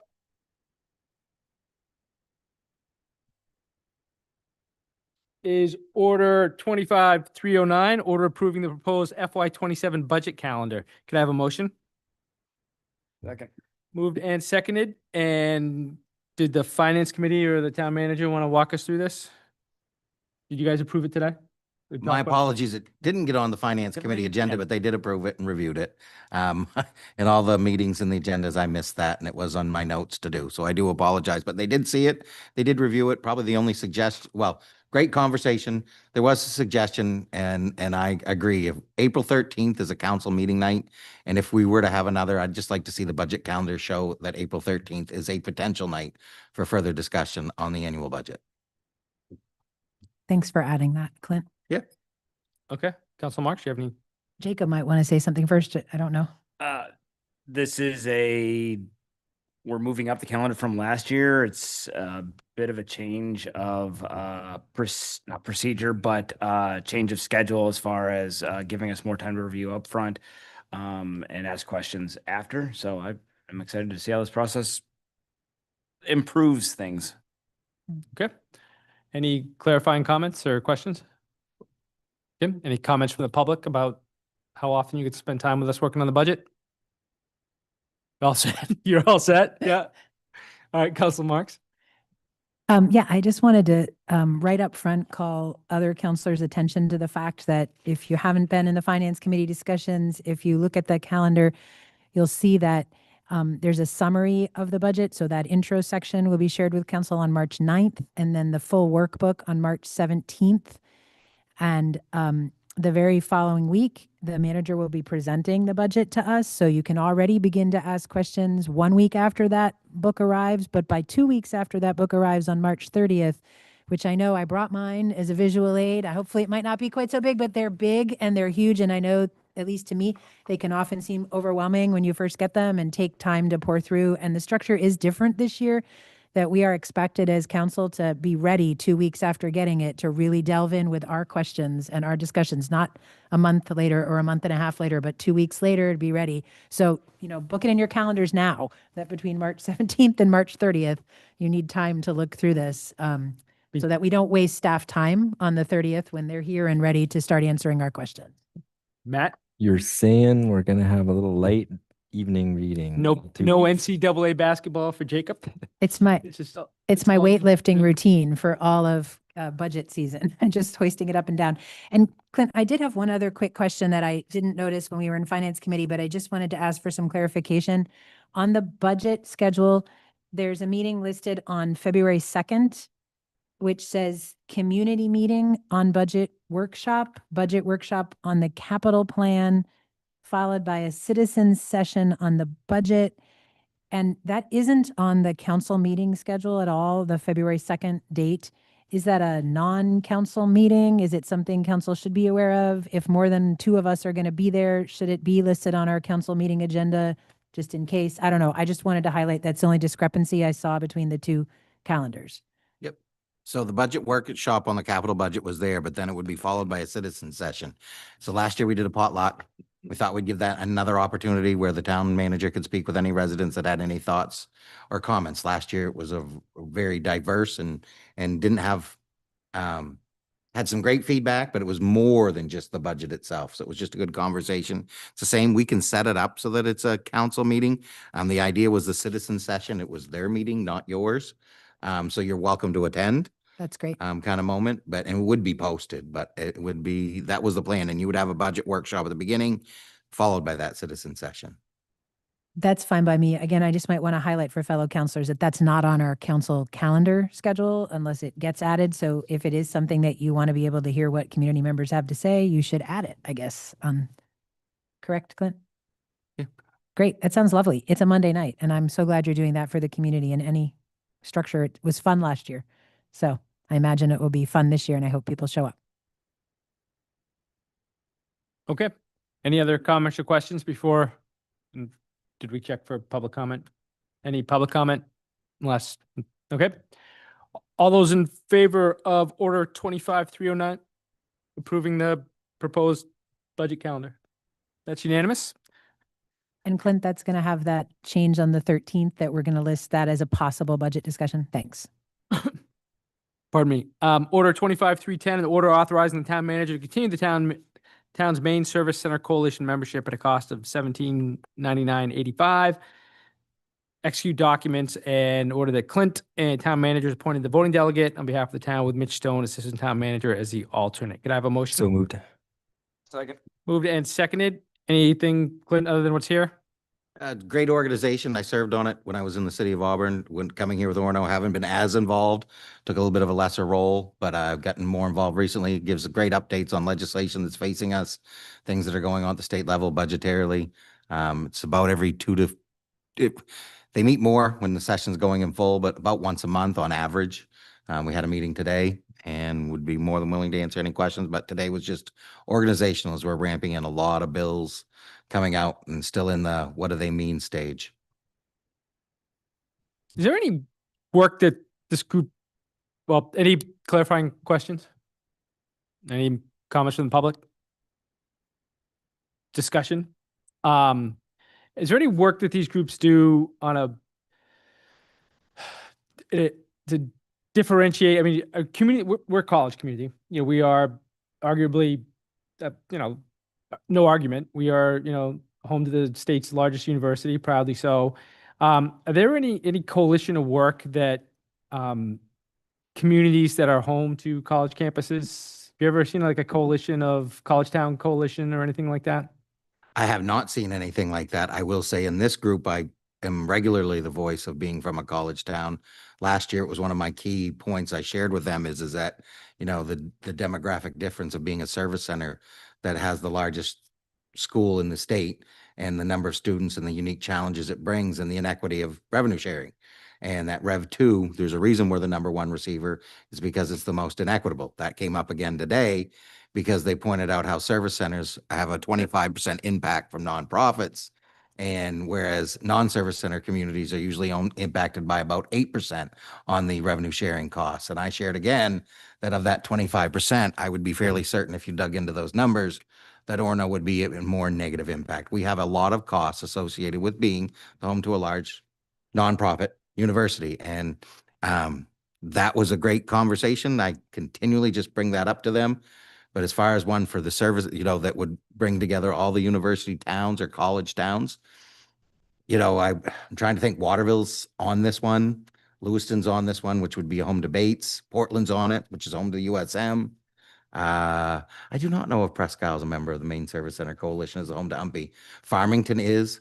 So this Main Service Center Coalition would seem to represent a lot of the larger higher Right. education institutions, but they've never had that topic as a subject matter since I've been involved. I think it's an opportunity for Orono and for you and for the town of Orono to think about ways that we could, maybe one of Andrea's potlucks or something, we bring everybody in. I'm teasing about the potluck thing, but maybe there's an opportunity for conversations about, what are the unique opportunities and challenges that come with being the host of a college. Because there's a lot, all sorts of things. And I think I'm definitely a glass is half full person when it comes to hosting a college, and think the opportunities far outweigh the obligations.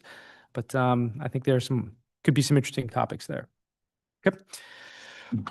All those in favor? Okay, thank you.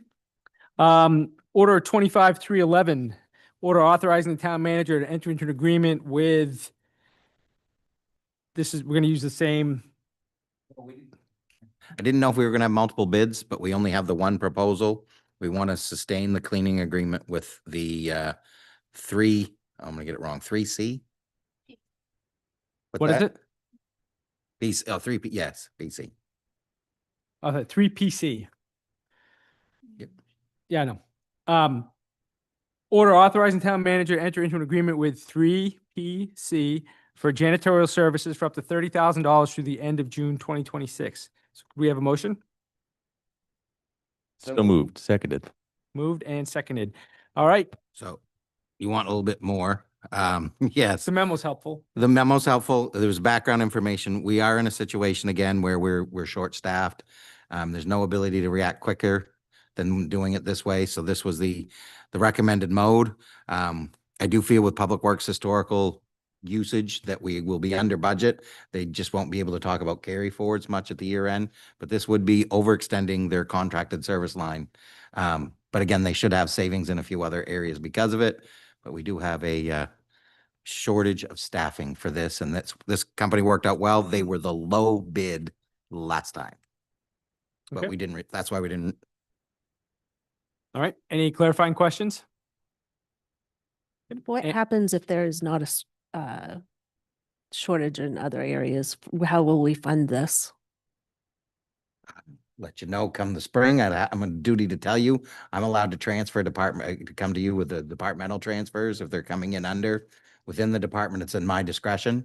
So that's the authority I'm coming forward saying I think I can make the budget meet without it. But if it's a department transfer, we always have departments that are under budget, and I would recommend one of those as the next step. Which one? Show of hands, who wants to do it? Anybody back there? Lori? No? Show a little We'll probably leadership? throw the names in a hat, draw one. Just kidding. We'll take a close look and see which one's the best and which Yeah. one has a line. Yep. All right, sorry.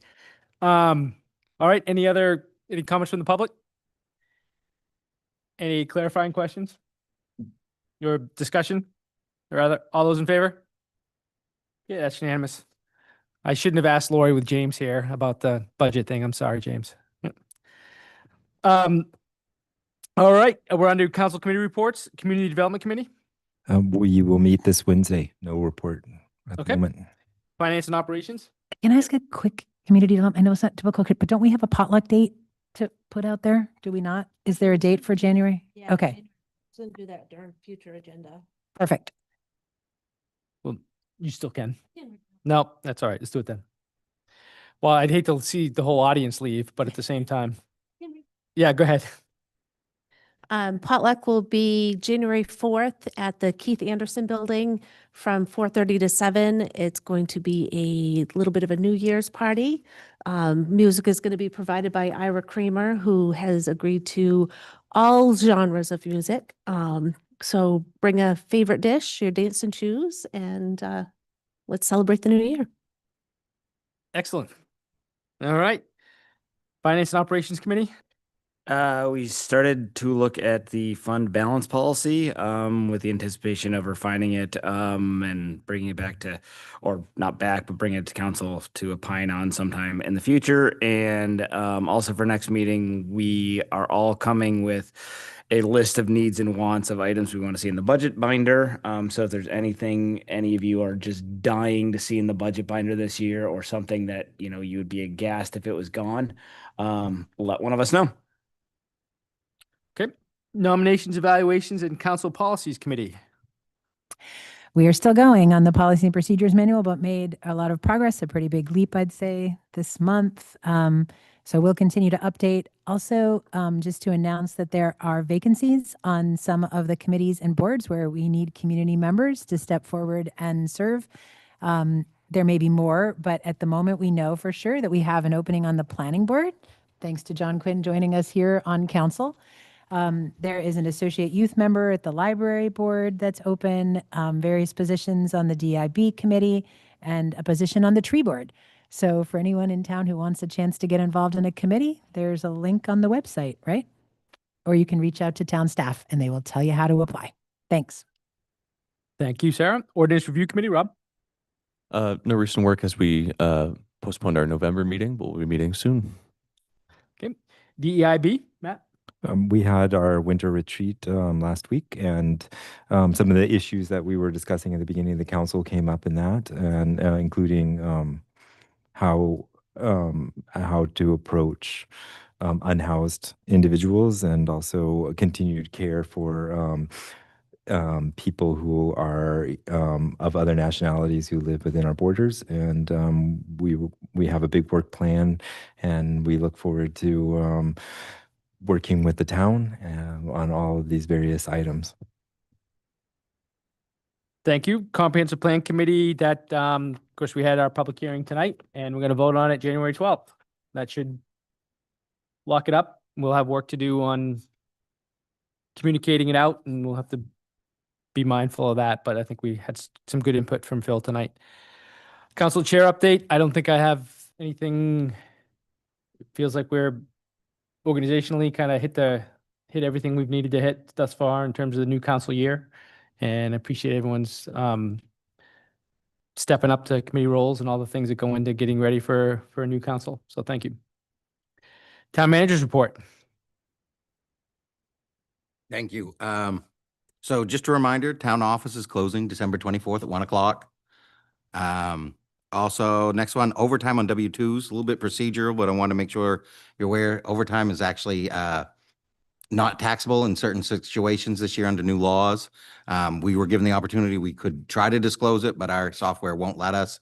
So we've notified all employees they can contact us to get any of their eligible overtime, to talk to their accountants. We will be compliant by next year, which is what the law said. So January 1 of next year, we will have it on their W-2s. County budget update. I'm going to take a little bit more here. That was a great process. Thanks to the commissioners. This was not an easy situation, and I maybe have not highlighted this enough. They are in a financial crisis. There is some difficult things in front. They opened up the dialogue with us, and I think they've been surprised as well as thankful for the amount of involvement that have happened from all the municipals, selectmen, councilors, you name it. But there's been a great group. They met last week. They came up with about 1.2 million, I believe it was, in cuts and additional revenues to mitigate that. It's still going to be in that 15-16% range, which is a huge increase. But again, talking to the other counties, this is what's going on everywhere.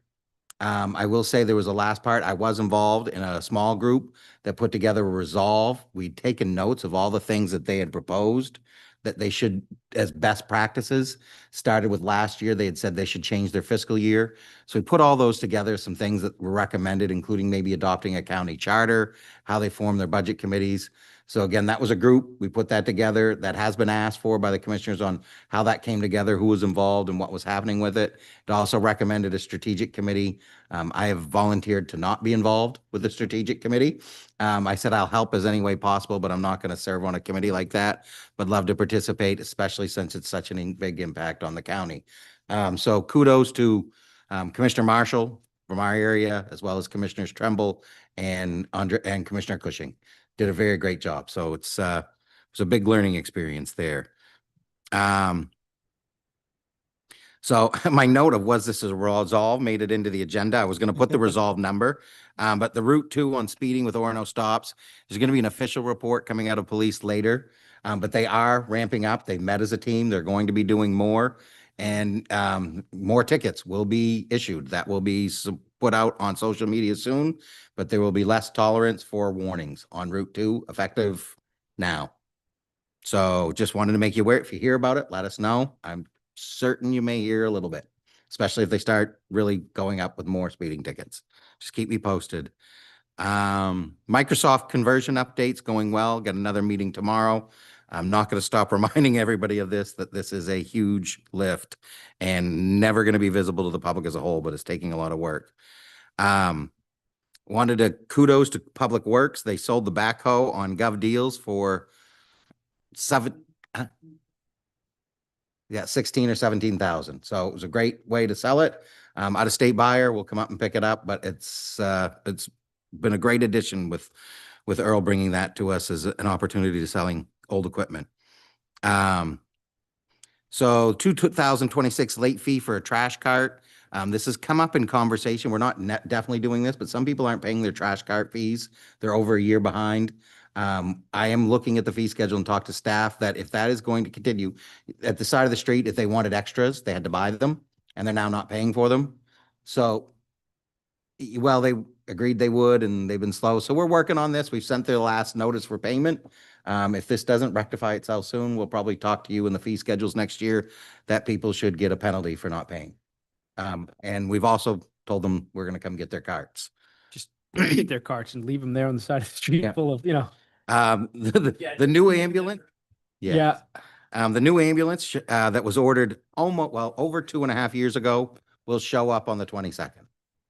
So 2.5 years to get an ambulance. That understands the challenges we deal with these large pieces of equipment now. It takes a long time to get them. Fall festival update. This is kind of fun, but we're doing a survey. We're putting out some questions to community members of what they liked, what they didn't like, what they'd like to see added. We put together, this will culminate in a community-based meeting in the early part of February. We'll give more information to the council as you come through, but we're really doing some citizen engagement around the right way to approach it for next year. Library discussion, some things going on, just didn't work for the schedule. We've pushed this out. We're supposed to be on tonight's agenda. It was a full agenda and they needed some more information on some other pieces to give you a better update. So we slid this out to either the 12th or 26th of January. Last, a little new thing, but an update. We have had other payments on the nuisance ordinance. So we've had 2 that have now paid. We have received a FOIA from a out-of-state attorney curious about the legality of our ordinance. We've shared it with them and we're quite excited to see what that leads into. I have no real concerns. We understand the issues with it. It's only going to be a problem if we continue to triple and double the fines as they go along. And so far it's not been necessary. So I'll keep you posted. And last but not least, the next time we meet will be a new year. So happy new year to all of you. So I encourage anyone who has a problem with getting a speeding ticket to let them know they've got public comment opportunities here at the town council at the start and end of every meeting. I'd be happy to have them be part of the conversation. Good idea. But why they think they should be going 42 miles an hour on Main Street. All right. We don't have any public petitions. Future agenda items and council requests for supporting items. We did the potluck already, right? I've got one. Anybody else have one? So go ahead. You got one? Yeah, maybe this needs to go to committee first, but I guess I'll just put it out to council that I do think, although I think it's in the work plan to finalize the 360 process, not till June, we actually have to start much sooner if we're going to hire a firm to work with us again on it or not. So I just want to put that out there. I'll talk to the town manager, but expect maybe a conversation need to happen in February about that. So just keep it on our radar. Thanks. Okay. I thought we had a really good conversation about resources for the unhoused, and I'm excited to hear what's all the work that went into what's available, the care that the caring approach that's taken by staff, and but we also talked about. I was under the impression that people also wanted to talk about, public camping on public property, where where the right places, and I'm not going to carry that by myself. I mean, if the council wants to have that conversation, we can and we should. And I just want to get some feedback from others, whether they want to see that conversation on. There's a conversation about like under the bridge in particular. There was some property left behind and it was a cleanup for Public Works.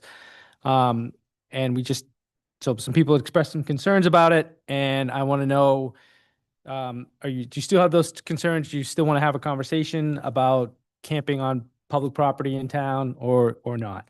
So I'm open the floor to that. I do. I think it's an important conversation to have, especially with Under the Bridge and resources that are available and options that we have for not allowing the camping under the bridge. Okay. Anyone else? Yeah, I guess my attitude is unless it becomes a bigger issue, not something, but if other counselors want to talk about it, happy to be involved. Okay. And I would say that I think we endeavored pretty hard to make sure everyone gets an opportunity to have a conversation when they ask for one. So it only takes one, to get something on the agenda. And we try very hard not to make it a high barrier, high bar. I would say I'm glad that we did. The conversation feels like time of year and just kind of being a community, a caring community. I'm glad that we had this conversation first. So I appreciate particularly Councilor Marks, your help in getting tonight's conversation organized. 'Cause I think it was important to do this one first. And we have plenty of time to have the second question discussed. So we'll bring it forward and just kind of get a better understanding of what's going on in that piece. Okay. That concludes future agenda items. Unless anybody else has something. Final public comment. Anybody have anything? Okay. The global worldwide audience is quiet tonight. Cody. Executive session pursuant to, we still need to have it, right? And we're not going to have anything coming out of executive session. Correct and correct. So I'll take a motion to move an executive session pursuant to 1 MRSA section 4056C regarding acquisition of real property or economic development. So moved. Seconded. Moved and seconded. All those in favor? Yep. So that's a wrap for the public portion.